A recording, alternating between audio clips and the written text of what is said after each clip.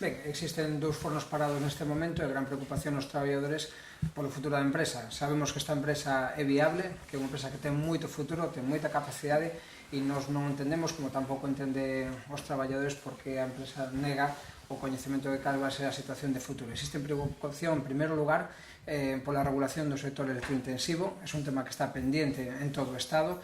Iso é algo que acabamos de ver con Alcoa e que é necesario regular para evitar a competencia desleal, non solamente a nivel de España, sino a nivel de toda a Unión Europea. Non pode ser que o precio megavatio hora seña en Francia a 25 euros e aquí está prácticamente a 70, eso fai que as novas empresas non señan competitivas.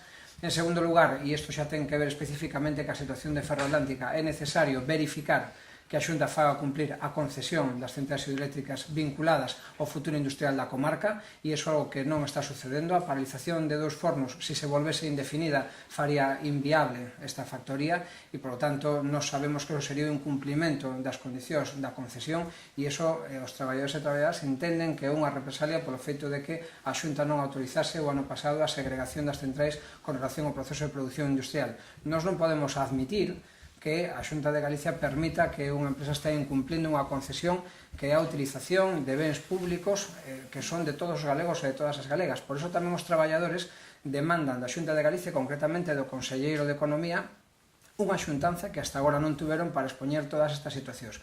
Desde Marea, despois desta reunión, levaremos ao Parlamento todas estas inquedanzas e particularmente a necesidade de que o Conselleiro reciba para que eles podan expoñer directamente cal é a situación.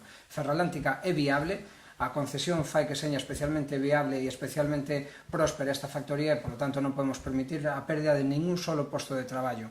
A paralización neste momento da actividade de dous fornos está deixando a 60 persoas na casa, aínda que non exista un ERE formalmente formulado, porque se está cubrindo mediante rotacións e mediante situacións de non cobertura de baixas, etc. E, por lo tanto, nos pensamos que esta situación prolongada no tempo podría dar lugar a unha pérdida de emprego que sabemos que é indesexable porque sabemos que a empresa é viable.